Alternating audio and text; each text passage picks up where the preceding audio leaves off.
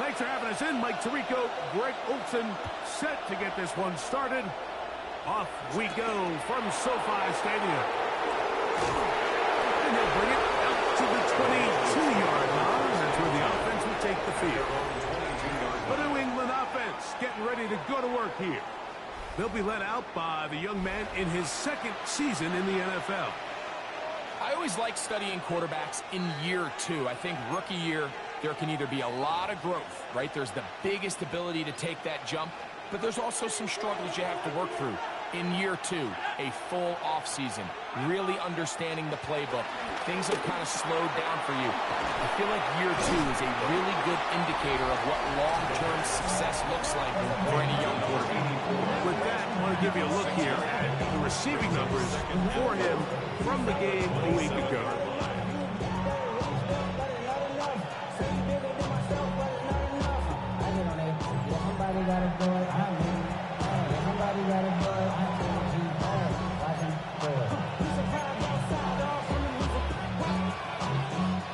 Ball on the 27.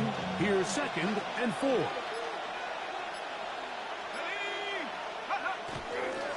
They'll run it. First carry of the game for Blake Corum.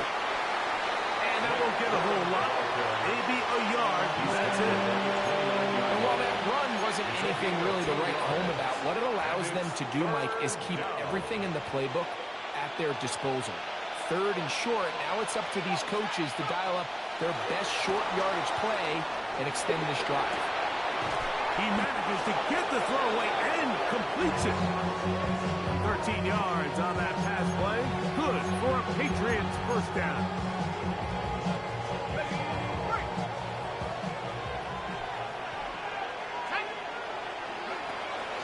They run out of the gun with Corum. And some space opens as he's brought down following a gain of 6. Just shy of midfield. Here's 2nd down and 3. Back to throw. Throwing off his back foot, and it's taken in. And they'll whistle him down, but not before he picks up a first down after a gain of 7.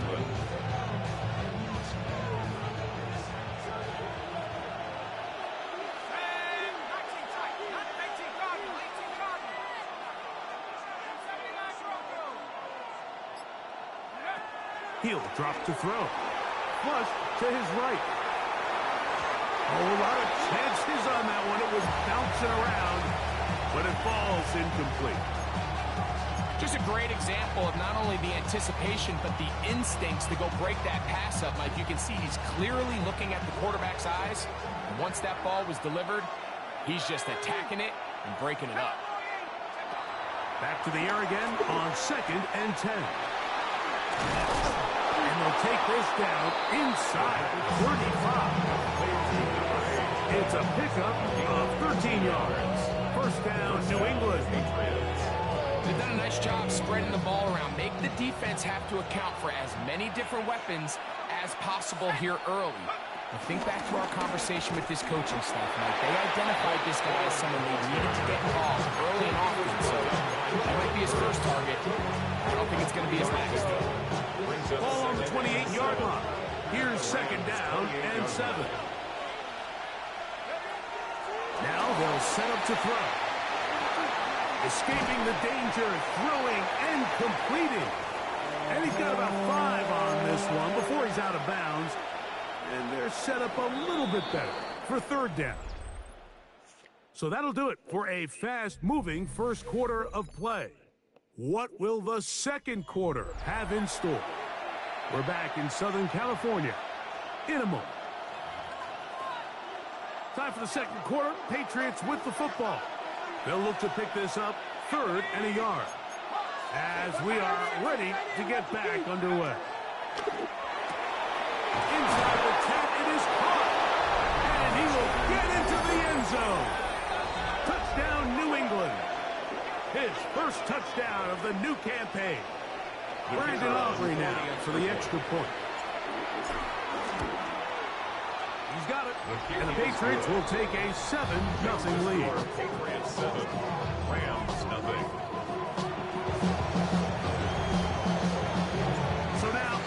touchdown. Out is Aubrey to kick this one away. This will be returned from the 6. And it'll be brought down past the 25. Decent field position to start this drive. 26-yard line.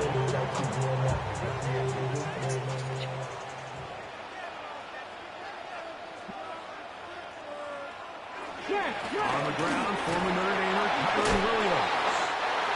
A good, visible run, motoring forward for 9. Second and inches. 10 yards on the pickup. It's second and inches. It's another run here for Williams. And he is stopped in his tracks. Loss of a couple on the play.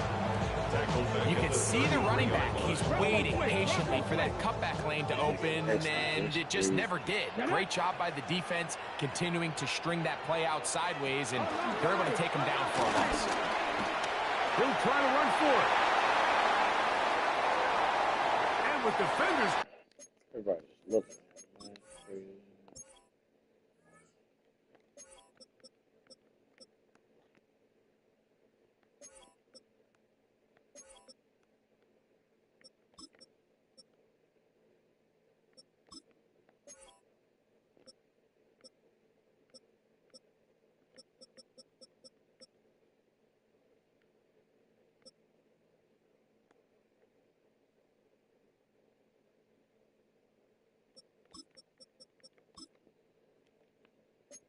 He says enough is enough and slides to a halt there.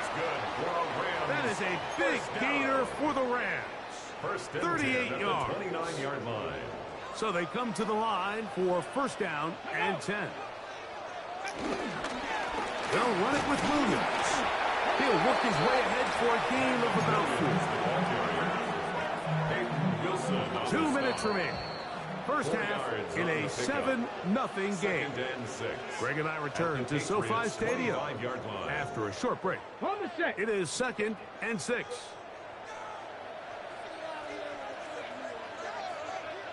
They're going to motion the tight end over.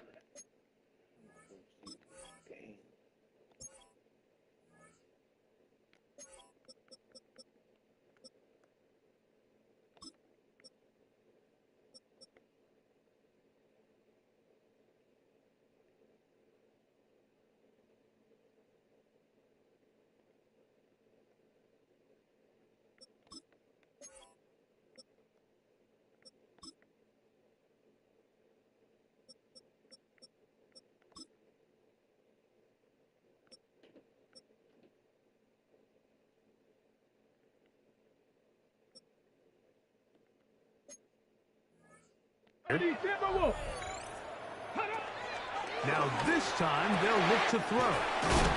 He's taken down just shy of the 10. Still get a first down at the 1. First and 10, they go from the 11. And that ball incomplete. Yeah, that one just didn't feel right from the jump. I think he sensed that he was either going to take a sack or get baited into making a bad throw. So ultimately a good decision. Just throw the ball away. That's called in on the left. I agree. And he'll take this one in. Touchdown, Los Angeles. It's his 3rd touchdown catch this year.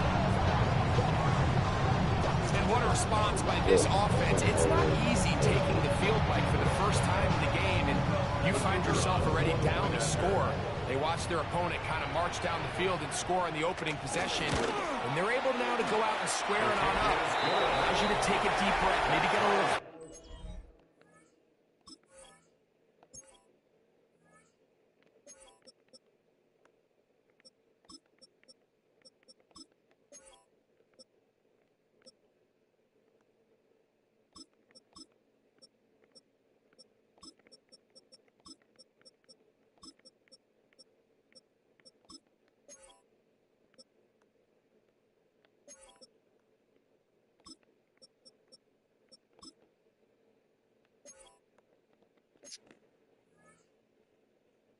It's for your defense to go out and get a stop, and they come out with this extra point. We got ourselves a tie ball game. Each team one possession, each team a score. 7-7 as they kick it off. He'll be brought down right around the 25-yard line. The Patriots offense and the wideout getting set to go once more. So we've seen from the start of the season the change in the kickoff rule, the ball coming out to the 35 instead of the 30. Greg, as you talk to folks around the league, there's been a little bit of a change philosophically in how to approach even when you kick a field goal in the NFL. Yeah, and I think so much of the initial conversation is how does the kickoff team handle it? Do you pooch it? Do you kick it out the back of the end zone? And I think there's going to be a wide array of approach. But maybe the part that doesn't get talked about enough, Mike, is how the new kickoff rule actually changes how you play the game offensively. So think if you had the ball inside the 5-yard line, it's 4th and goal from the 3. In the old days, right, the days that we all remember were a touchback following a score, in this case a field goal try, you would kick the ball out of the back of the end zone, hopefully, and it would be a touchback, and you would lose 17 yards. Instead of on a failed 4th down from the 3, your opponent getting the ball at the 3-yard line, they would now get it 17 yards deeper at the 20, and you would get 3 points as a result.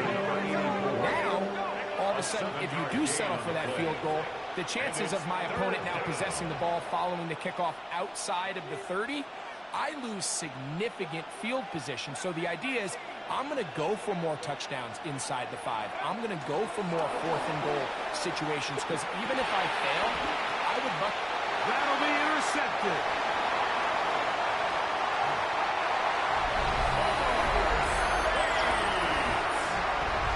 A big play for the defense to get on the board. Quarterback trying to keep that play going. Instead, sees it go back the other way. And the quarterback's doing a nice job of keeping his eyes down the field, but he doesn't sense the pressure. And I think that pressure, Mike, is what caused that errant pass. And not only does it lead to the turnover, but it leads to the pick 6. Still a little time. Final minute of this first half. We'll see if they can do anything with this kickoff that is coming their way. And no chance to return this one through the end zone for a touchdown. Patriots offense can see what they can do in the final minute of this first half. They trail now 14-7 as they'll come up for 1st and 10.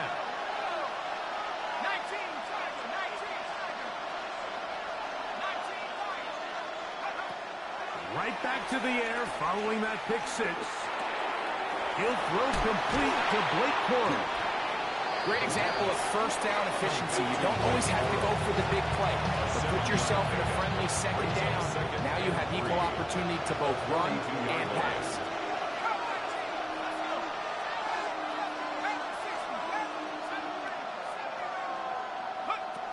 He'll look to throw. Escaping to his left. He'll get rid of it and complete it. And that's a 1st down. It will be a gain of 8.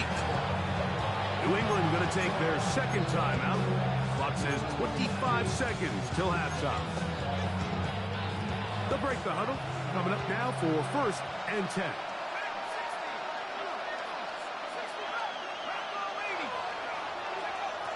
From the 50, he'll set up to throw. He's going to let this one go for Raymond. So as halftime looms, Mike, they have to find a way to capitalize on this drive right here and make sure they end the half with some sort of points. Now, that incompletion, not ideal, but at the very least, it stops the clock. Catch your breath, get back in the huddle, and this next play, it's got to be a gotta-have-it best play call. Rolling right. He's going to look downfield once again. And as the game goes on, these are the throws they got to find a way to connect with, those chunk plays. I like the idea of pushing it downfield, but the next time they get an opportunity, they've got to find a way to connect.